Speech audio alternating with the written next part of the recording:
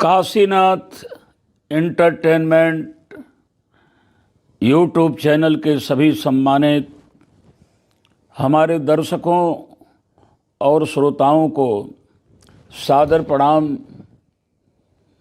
आपका स्वागत करता हूं और आज एक ऐसे महत्वपूर्ण बिंदु पर आपसे बात करना चाहता हूं कि आखिर 1000 वर्ष से लेकर के 1100 वर्ष तक मुगलों ने राज्य किया, लेकिन ब्राह्मणों ने उनका सम्मान किया, उनका आदर किया, उनका विरोध नहीं किया। आखिर क्या कारण था कि मुगलों के जाने के बाद अंग्रेज आए और अंग्रेज यहाँ 150 साल तक ही रहे। इसके बाद सामने तो खड़ा होकर के विरोध करने की हिम्मत नहीं थी, लेकिन ब्राह्मणों ने हथियार बंद विरोध अंग्रेजों का करना शुरू कर दिया। मेरे प्यारे साथियों, भारत पर सबसे पहले 712 सन में मीर कासिम ने, लगातार मोहम्मद गजनवी ने, मोहम्मद गोरी ने, चंगेज खान ने, कुतुबुद्दीन ऐबक ने, गुलाम वंश, तुगलक वंश, खिलजी वंश, लोदी वंश, फिर मुगल वंश आदि मुगलों ने राज्य किया, लेकिन उनका चरण बंदन इन ब्राह्मणों ने किया, कभी विरोध नहीं किया। आखिर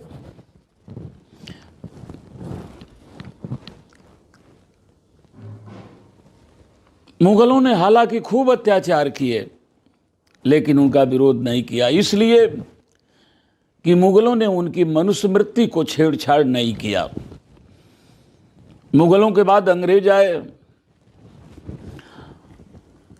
उम्मीद थी ब्राह्मणों को कि हमारी मनुस्मृति की व्यवस्था अंग्रेज भी कायम रखेंगे, लेकिन अंग्रेजों ने जब इस देश में शूद्रों की, अछूतों की दुर्दशा देखा, ब्राह्मणों का अत्याचार देखा, तो उन्होंने, अंग्रेजों ने 1795 ईस्वी में अधिनियम 11 बना करके शूद्रों को भी संपत्ति रखने का अधिकार दे दिया।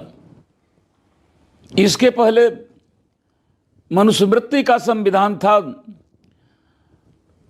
संपत्ति का अधिकार केवल ब्राह्मणों को था। कोई शूद्र संपत्ति रखने के हैसियत में हिम्मत नहीं कर सकता था। यह कानून 1795 में अधिनियम 11 के द्वारा अंग्रेजों ने स्थापित किया। 1773 में ईस्ट इंडिया कंपनी ने रेगुलेटिंग एक्ट पास किया, जिसमें न्यायालय में समान व्यवस्था लागू की गई। काल के सामंत ब्राह्मण नंद कुमार देव को फांसी हुई थी।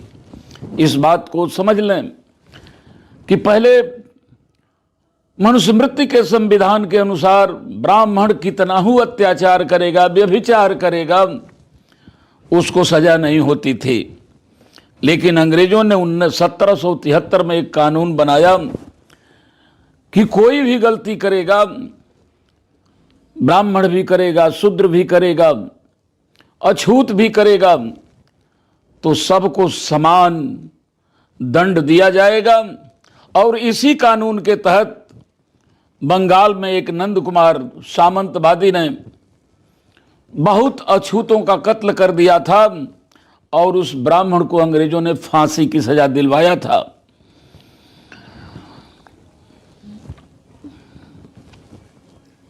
एक ऐसा कानून 1804 में अधिनियम 3 द्वारा अंग्रेजों ने कन्या पैदा होने पर जो सजा कन्या को होती थी उस पर रोक लगाया। मेरे दोस्तों, दुख होगा, आपको कष्ट भी होगा। पहले यह मनुस्मृति के हिसाब से नियम था कि चाहे जो वर्ग हो, अगर कन्या पैदा होती थी तो उसके माँ के स्तन में गड्ढा करके धतूर का दूध डाल करके उस कन्या को पिला पिला करके मार डाला जाता था। भला बताइए, ऐसे भी मार देते तो एक कहीं न कहीं तक पाप तो था, लेकिन गुंजाइश थी।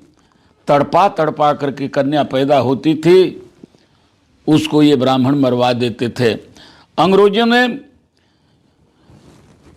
इस प्रथा पर 1804 ईस्वी में अधिनियम 3 के द्वारा रोक लगाया और 1813 से पहले केवल ब्राह्मणों को ही पढ़ने और पढ़ाने का अधिकार था, लेकिन अंग्रेजों ने शिक्षा के ग्रहण का समान अधिकार दिया कि इस देश में रहने वाले चाहे जिस जाति वर्ग के हो, सबको शिक्षा दी जाएगी। इसका कानून 1813 ईस्वी में ब्रिटिश गवर्नमेंट ने बनाया। ये बात अलग रही कि कानून तो उन्होंने बनाया, लेकिन इन ब्राह्मणों ने हमें पढ़ने नहीं दिया, क्योंकि कानून व्यवहारिक रूप से जमीन पर आए इसके लिए बहुत समय लगता है। लेकिन अंग्रेजों ने तो अपना फर्ज निर्वाह किया कि 1813 ईस्वी में ही हमें और आपको पढ़ने का अधिकार दे दिया था। 1813 में ही अंग्रेजों ने दास प्रथा का अंत किया। दास प्रथा का अर्थ आप ठीक से समझ रहे होंगे। वह दास प्रथा अंग्रेजों ने 1813 में ख़त्म किया, लेकिन हमारे होश तक अभी थी कि हमारे गांव में यादव और राजभर लोगों का गांव है, बगल में भूमिहार लोग रहते हैं। भूमिहार आते थे, कहते थे ये हमारे लोग हैं, हमारे दास हैं। माने यादव भी उनके दास थे, राजभर भी उनके दास थे। सही बात तो ये है कि ब्राह्मण सबको दास बना करके रखे थे। 1813 में अंग्रेजों ने इस प्रथा को अंत करने का काम किया।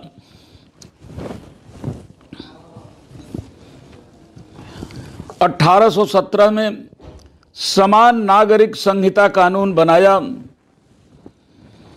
इस 1817 के पहले वर्ण व्यवस्था को देख करके सजा दी जाती थी। यह कानून था कि ब्राह्मण कोई भी गलती करेगा, चोरी करेगा, डकैती करेगा, बदमाशी करेगा, व्यभिचारी करेगा, उसको कोई सजा नहीं होगी। लेकिन क्षत्रिय, वैश्य, शूद्र तीनों वर्णों को गलती करने पर उनको घोर सजा का प्रावधान था। अंग्रेजों ने इसे 1817 में कानून बना करके खत्म किया। 1819 में अधिनियम 7 के तहत ब्राह्मणों द्वारा शूद्र स्त्रियों के शुद्धिकरण पर रोक लगाई गई। मेरे दोस्तों, यह भी हमारे और आपके अपमान की पराकाष्ठा थी कि शूद्रों और अछूतों की शादियां जब होती थी, जिस लड़की से मनुस्मृति के हिसाब से उन लड़कियों को पहले 3 दिन शुद्ध करने के लिए ब्राह्मणों के यहाँ भेजा जाता था और 3 दिन के बाद छिपे छिपाए तौर पर बता रहे हैं कि वो हमारी पूर्वज माताओं को शुद्ध करके तो हमारे घर भेजते थे। 1819 में अंग्रेजों ने कानून बनाया कि अब कोई भी शूद्रों की, अछूतों की लड़की शादी होने के बाद इन ब्राह्मणों के घर में नहीं जाएगी।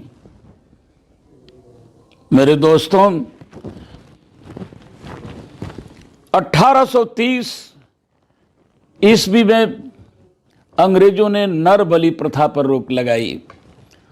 पहले पंडितों के घर बनते थे या किसी बड़े पुल का, छोटे पुल का निर्माण होता था, तो शूद्रों और अछूतों के, माने हम लोगों के छोटे छोटे लड़कों को ले जाकर के उसकी नींव में बलि दी जाती थी,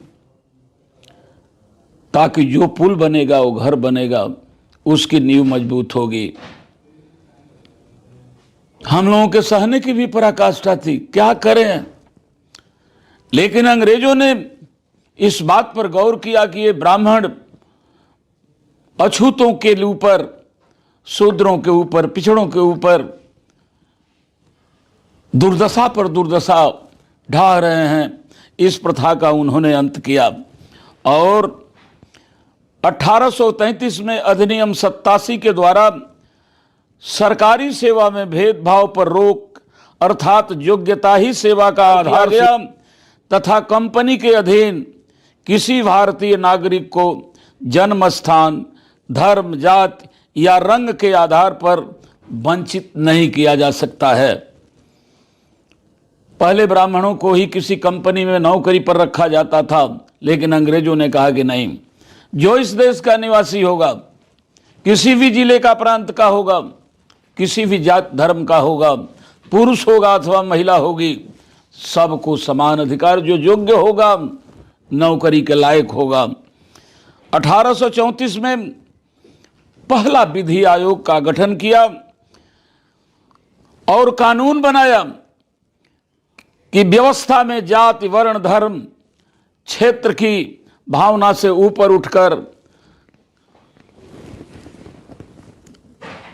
और आगे काम करने के लिए तत्पर होना आयोग का प्रमुख उद्देश्य था। एक कानून गजब था इन ब्राह्मणों का कि जब शूद्रों का और अछूतों का पहला पुत्र होता था तो नियम था कि उसे गंगा में फेंक दोगे। यह नियम था कि गंगा को दान करोगे, क्योंकि ब्राह्मण ये जानते थे कि किसी का पहला पुत्र मजबूत होता है, बलवान होता है, बुद्धिमान होता है। नियम था कि कोई भी शूद्र और अछूत की बेटी अगर बच्चा पैदा करेगी, बेटा पैदा करेगी, तो उसे गंगा दान करेंगे। सारा दुख सह करके भी हम कुछ नहीं बोल पा रहे थे, लेकिन 1835 में अंग्रेजों ने हमारे दुख को देखा और कानून बना करके इस पर रोक लगाया।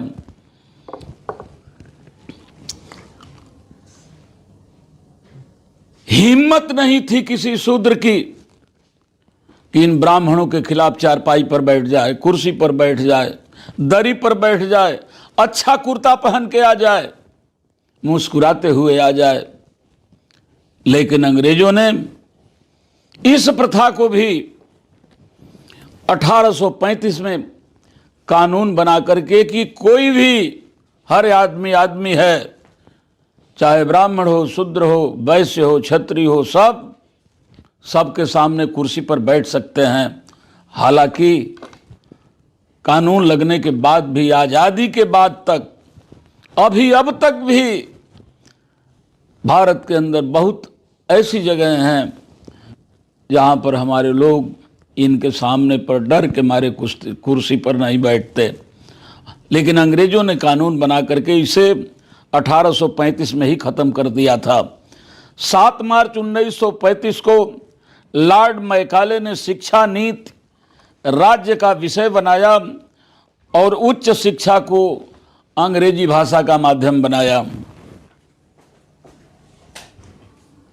अगर हमें पढ़ने का भी थोड़ा सा अधिकार अंग्रेजों ने दे दिया था तो ये मनवादी ब्राह्मण विद्यालयों में संस्कृत पढ़ाया करते थे।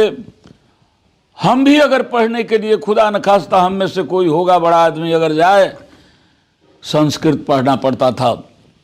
लेकिन अंग्रेजों ने कहा नहीं। 1935 में लॉर्ड मैकाले ने उच्च शिक्षा तक अंग्रेजी माध्यम बनाया कि हिंदुस्तान के लोग चाहे जिस वर्ण के हो अंग्रेजी में पढ़ेंगे, क्योंकि अंग्रेजी दुनिया की भाषा है। दिसंबर 1829 में अधिनियम 17 के द्वारा विधवाओं को जलाना अवैध घोषित कर सती प्रथा का अंत किया। पहले पति मर जाता था तो ये ब्राह्मण खड़ा होकर के उस विधवा पत्नी को आग में जला करके भून देते थे। अंग्रेजों ने इस प्रथा को कानून बना करके अंत किया। सबसे महत्वपूर्ण बात, देवदासी प्रथा पर रोक लगाया। मेरे दोस्तों, आप पढ़े होंगे, गले में हाड़ी कमर में झाड़ू बांधे जाते थे और शूद्र वर्ण की जो भी लड़कियां होती थी उन्हें मंदिरों में दान दे दिया जाता था, जिन्हें देवदासी प्रथा कहते थे। देवदासी हो जाती थी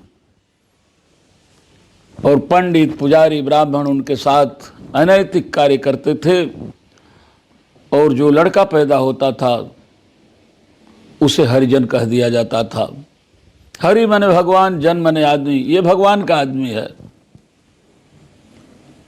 इतना अनैतिक व्यवहार हमारे पुरखों के साथ हुआ। ब्राह्मण मुस्कुरा रहे थे लेकिन अंग्रेज तिलमिला रहे थे और उन्होंने कानून बना करके इस प्रथा पर रोक लगाया। 1921 ईस्वी में अंग्रेजों ने जनगणना कराया, जिसमें मद्रास में 4 करोड़ 23 लाख लोग थे, जिसमें से 2 लाख मंदिरों में देवदासियां पड़ी थी। उनको निकलवाया अंग्रेजों ने। अगर आप दक्षिण चले जाएं तो आज भी बहुत से मंदिरों में देवदासियां मिल जाएंगी।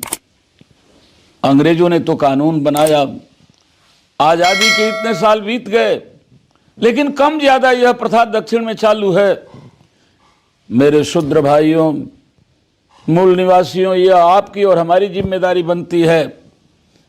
अंग्रेज कानून ही बना सकते थे, आजादी मिले लागू भी हो सकता था, लेकिन नहीं हुआ। इसमें हमको और आपको अपना कर्तव्य समझ करके आंदोलन करके उन अपनी बेटी बहनों को मंदिरों से छोड़वाने का काम करना चाहिए।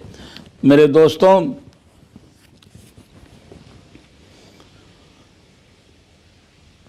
मनवादियों के जमाने में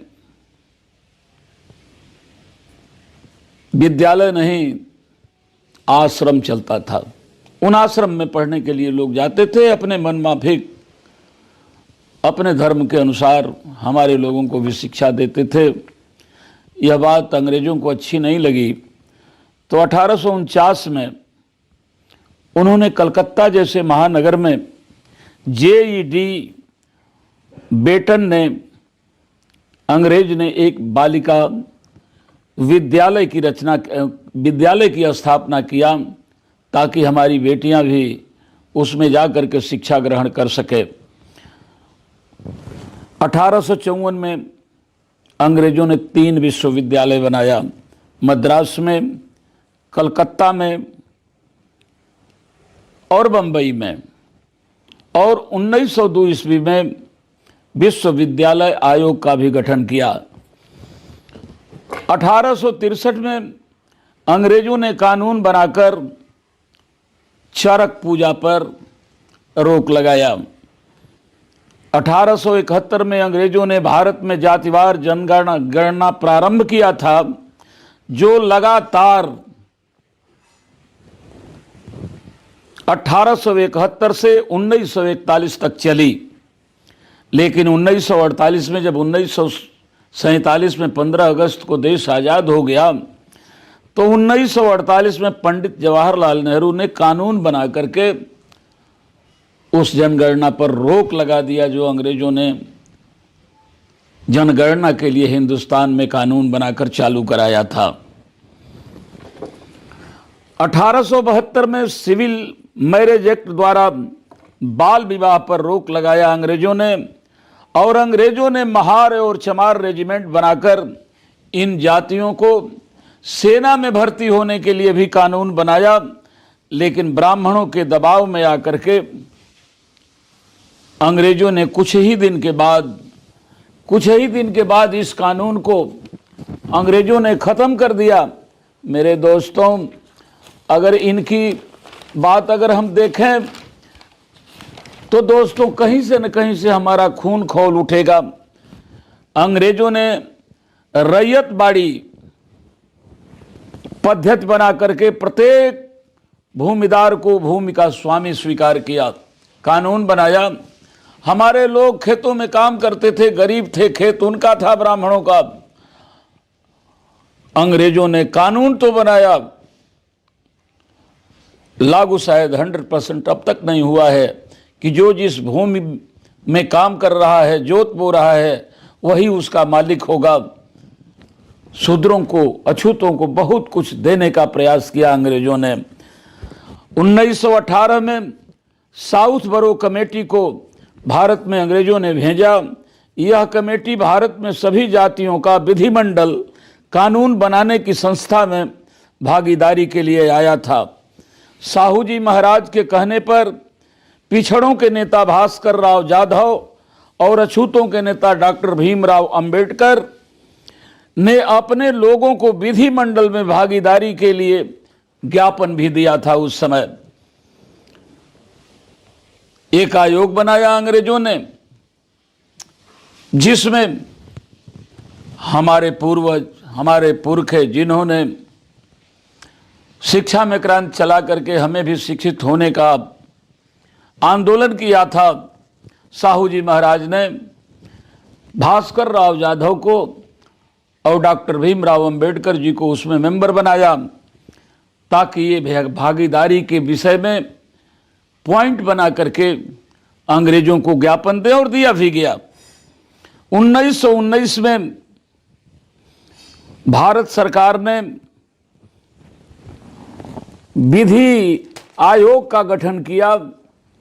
1919 में अंग्रेजों ने ब्राह्मणों को जज बनने पर रोक लगा दिया और कहा, बहुत महत्वपूर्ण फैसला अंग्रेजों ने 1919 में लिया और कहा कि ब्राह्मण जज नहीं होंगे, इनमें न्यायिक चरित्र नहीं होता। इस धरती पर सबसे, दुनिया में सबसे बड़ा जातिवादी अगर कोई है, ब्राह्मण है। अंग्रेजों ने 1919 में कानून बना करके ये नहीं जज होंगे कानून बनाया था। 1927 में अंग्रेजों ने कानून बनाकर शूद्रों को सार्वजनिक स्थानों पर जाने का अधिकार दिया था, मंदिरों में जाने का, विद्यालयों में जाने का, कुएं पर जाने का अधिकार 1927 में अंग्रेजों ने हमको दिया था। लेकिन मित्रों, में झूठ नहीं बोलता, यही काम कुछ दिन पहले यादवों के साथ भी हो रहा होगा। लेकिन जब हम छोटे थे तो हमारा गांव भूमिहार साहब लोगों का है, राय साहब लोगों का है। हमारे गांव की राजभर जाति उनके कुएं पर नहीं चढ़ पाती थी। जरूर 50 वर्ष पहले यादव भी नहीं चढ़ पाते होंगे, लेकिन हमारे सामने राजभर, बिंद, मलाह कुएं पर नहीं चढ़ पाते थे कि कुआं अशुद्ध हो जाएगा। अंग्रेजों ने इस दर्द को समझा और सार्वजनिक स्थान पर जाने के लिए 1927 में कानून बनाया। 1927 में साइमन कमीशन की नियुक्ति की, जो 1928 में भारत में अछूत लोगों की स्थिति को सर्वे करने और उनका अधिकार देने के लिए आया, जिसके विरोध में गांधी और लाला लाजपत राय ने बहुत ही घोर विरोध किया, जिसके कारण कमीशन अधूरी रिपोर्ट लेकर के चला गया। बात मेरी समझ रहे होंगे, मैंने बहुत बिरहा गाया साइमन कमीशन का, थोड़े में समझ लीजिए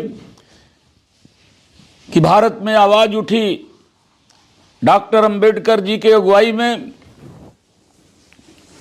कि यहाँ 21% दलित हैं और 64% पिछड़े हैं, 85% इनको आरक्षण चाहिए, पिछड़े भी गरीब हैं। ब्राह्मणों ने कहा कि यहाँ चमारों को तो मान सकते हैं, लेकिन पिछड़े गरीब हैं ये नहीं मान सकते। आखिर अंबेडकर जी और पिछड़ों के नेता जो उस समय थे, दबाव डाले, अंग्रेजों ने साइमन कमीशन कमेटी का गठन किया। साइमन कमीशन कमेटी जा करके जांच करने वाली थी कि हिंदुस्तान में कितने लोग, कौन कौन सी जातियां गरीब हैं, उनको शामिल करेंगे, उन्हें आरक्षण देंगे। कमेटी यह हिंदुस्तान में आती ही उसके पहले लाला लाजपत राय ने और गांधी जी ने पूरे हिंदुस्तान के अंदर, पूरे भारत के अंदर जाकर के पिछड़ी जातियों को ऐसा पढ़ा दिया, ऐसा सिखा दिया कि पिछड़े और अति पिछड़े अपना हिस्सा लेने से कमेटी के सामने इनकार कर गए। चमारों ने तो कहा कि हम आरक्षण लेंगे। थोड़ी बता दें बात कि जाकर के लाला लाजपत राय के प्रतिनिधियों ने यादव से, हमारे खानदान से कहा, भैया कमेटी आ रही है, आरक्षण लेंगे। हमारे पुरखों ने कहा हाँ लेंगे। अंग्रेजों ने कहा कि अरे यार, तुम कृष्ण के खानदान के हो, आरक्षण लोगे चमार हो जाओगे। हमारे लोगों ने कहा ना ना ना ना, हम आरक्षण लेकर के चमार नहीं होंगे। राजभरों के यहां गए, कहे आरक्षण लोगे, कहा क्यों नहीं लेंगे। कहे कि अरे राजभर लोग, आप लोग भी राज साहब हो और आप लोग महाराजा सुहेलदेव के खानदान के हो। जिस दिन कह दोगे कि आरक्षण लेंगे, तुम भी अछूत हो जाओगे, चमार हो जाओगे। राजभर के महाराज, आरक्षण मिलेगा चाहे नहीं मिलेगा, हम चमार तो नहीं बनेंगे। कुशवाहा के यहां गए, अरे आप कुश वंश के हैं, आप इतने बड़े हैं। चौहान के यहां गए, तुम पृथ्वीराज चौहान के खानदान के राजपूतों की श्रेणी में आते हो, आरक्षण ले लोगे, चमार हो जाओगे। इसी तरीके से हर बैकवर्ड के यहां, पिछड़े के यहां गए और उनको बड़े खानदान का बता करके, आप बड़े लोग हो, आरक्षण ले लोगे तो चमार हो जाओगे, समझा करके चले गए। और जब वह कमेटी आई, साइमन कमीशन, सारे लोगों ने कह दिया, पिछड़ों ने, कि नहीं भैया, आप अपना आरक्षण लिए रहिए, हम चमार नहीं बनेंगे। अंबेडकर जी चमारों को तो दिलवा सके, लेकिन हम लेने के लिए तैयार नहीं हुए। अंग्रेजों ने तो वफादारी की थी कि ब्राह्मणों से मुक्ति दिलाने के लिए साइमन कमीशन को भेजा था। अगर हम नहीं लिए, दोस्तों, आखिर हम कब तक गलती करेंगे। अब तो आजादी है, हमारी आबादी 85% से अधिक है, हम गुलाम बन करके हैं आर्थिक। बस आपको सोचने समझने के लिए यह बात आप लोगों के बीच में कर रहा हूं। इस पर फिर भी अंग्रेजों को संदेह हुआ कि हमें एक बार और साइमन कमीशन की रिपोर्ट पर विचार करना चाहिए। और अंग्रेजों ने 12 नवंबर 1930 को भारतीय प्रतिनिधियों को लंदन में गोलमेज सभा में बुलवाया। गोलमेज सभा में जाने के लिए आप जानते होंगे कि बाबा साहब डॉक्टर भीमराव अंबेडकर गोलमेज सभा में जाने के लिए लंदन तैयार हो रहे थे। तब तक उनका बहुत ही खूबसूरत लड़का राजरतन दुनिया को छोड़कर चला गया, लाश पड़ी हुई थी। भाई ने कहा, आप लंदन जा रहे हैं? बाबा साहब ने कहा, हाँ जा रहे हैं। राजरतन का देहांत हो गया। बारे बाबा साहब, अंबेडकर जी, उन्होंने कहा भाई से, मरे हुए बेटे को तुम संभाल लेना। आज तो मेरा एक बेटा मरा है, अगर लंदन गोलमेज सभा में नहीं जाऊंगा तो मेरे करोड़ों बेटे मर जाएंगे। हे पूजनीय बाबा साहब डॉक्टर भीमराव अंबेडकर, अगर आप नहीं होते तो पिछड़ों और दलितों की क्या दुर्दशा होती, जिसको शब्दों में नहीं बांधा जा सकता। 24 सितंबर 1932 को अंग्रेजों ने कम्युनल अवार्ड घोषित किया, जिसमें निम्न प्रमुख अधिकार दिए गए। एक कानून बनाया जिसमें ये अधिकार दिए गए कि जो भी वयस्क हो जाएगा 18 वर्ष का, उसको वोट देने का अधिकार होगा, उसके पहले नहीं था। विधानमंडलों और संघीय सरकार में जनसंख्या के अनुपात में अछूतों को आरक्षण का अधिकार दिया। प्रतिनिधियों को चलने के लिए, चुनने के लिए 2 बार वोट का अधिकार मिला। एक बार अपने प्रतिनिधियों के लिए, एक बार सामान्य प्रतिनिधियों के लिए। हमें 2 वोट का अधिकार अंग्रेजों ने दिया था। 19 मार्च 1928 को बेगारी प्रथा के विरुद्ध अंबेडकर जी ने मुंबई विधान परिषद में आवाज़ उठाई, जिसके बाद अंग्रेजों ने इस प्रथा को भी समाप्त कर दिया। पहले बड़े लोगों की, ब्राह्मणों की शादी होती थी तो हमारे लोग बेगार होते थे, कांवर ढोने वाले, उनको पानी पिलाने वाले, उनकी सेवा करने वाले। अंग्रेजों ने इस प्रथा को भी ख़त्म किया। अंग्रेजों ने 1 जुलाई 1942 से लेकर 10 सितंबर 1946 तक डॉक्टर अंबेडकर को वायसराय का कार्यसाधक काउंसिल में लेकर मेंबर बनाया और डॉक्टर अंबेडकर साहब ने लेबरों के लिए 8.3% आरक्षण दिलवाने का काम किया। 1937 में अंग्रेजों ने भारत में प्रोविजनल गवर्नमेंट का चुनाव करवाया। 1942 में डॉक्टर अंबेडकर ने अंग्रेजों से 50,000 हेक्टेयर भूमि को पिछड़ी जाति और अछूतों में बांट देने के लिए आंदोलन किया, जिसको अंग्रेजों ने स्वीकार किया। अंग्रेजों ने शासन प्रशासन में ब्राह्मणों की भागीदारी को उस समय तक, जब तक यह कानून नहीं बनाया, शासन प्रशासन में 100% अधिकारी या आरक्षण कह लीजिए ब्राह्मणों का था। लेकिन अंग्रेजों ने कहा कि यह घोर अन्याय है और अंग्रेजों ने उस समय शासन प्रशासन में ब्राह्मणों की भागीदारी 100% से घटा करके 2.5% पर खड़ा कर दिया। अंग्रेजों ने तो कर दिया, लेकिन 1947 में जब आज़ाद देश हुआ, हम पढ़े लिखे नहीं थे। आज़ादी में भी 21% को छोड़ करके, हालांकि वो भी 21% अभी पूरा नहीं हुआ है, दलितों का, सब पर ब्राह्मणों का अधिकार हो गया, चाहे आईएएस चाहे आईपीएस। हालांकि अंग्रेजों ने कानून तो बना दिया था, लेकिन आज भी जो गवर्नमेंट चल रही है, किस तरीके से हमारे संविधान को ख़त्म करने में लगी है, जो बाबा साहब डॉक्टर भीमराव अम्बेडकर ने दिया है, इसको आप बखूबी समझते हैं, समझ रहे हैं। आज हम और आप और हमारे बच्चे और हमारे साथी भाई बहन सब पढ़े लिखे हो गए हैं, सिर्फ जानकारी के लिए कि आखिर ब्राह्मणों ने मुगलों का नहीं, अंग्रेजों का क्यों विरोध किया। अंग्रेजों ने शूद्रों और महिलाओं को सब अधिकार देकर सबको बराबरी में खड़ा कर दिया।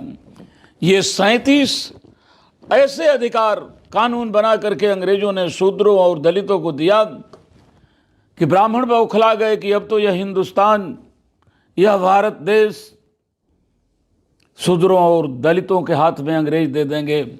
लड़ाई करने भर तो हिम्मत नहीं थी, लेकिन आग सुलगाने के लिए ये माहिर होते हैं।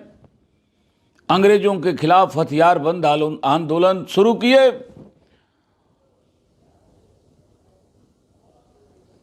हम नहीं समझ पाए, इनके आंदोलन में सबसे पहले शूद्र और दलित कूद पड़े। आज भी इतिहास का पन्ना खोलिए तो अंग्रेजों को भगाने के लिए 80%, 85%, 90% तक शूद्रों ने गोलियां खाई हैं, दलितों ने गोलियां खाई हैं और इन्होंने फांसी का तख्ता चूमा है। आज फिर वही दुर्दशा होने जा रही है अगर हम और आप एक नहीं हुए। महंगाई की मार, महंगी शिक्षा, महंगी दवा, अत्याचार, आर्थिक गुलामी, पूरे हिंदुस्तान की संपत्ति 5% लोगों के हाथ में। कब संभलेंगे, कब सोचेंगे? हे मेरे भाइयों, हाथ जोड़ करके प्रार्थना करता हूं कि मैंने ब्राह्मणों के मनवादियों के चरित्र को आपके सामने रखा। अंग्रेज भी हमारी दुर्दशा को बर्दाश्त न कर सके और कानून बनाए। ये हिंदुस्तान में हमारे साथ रह करके भी इनके पास जरा भी मेरे लिए दया नहीं है।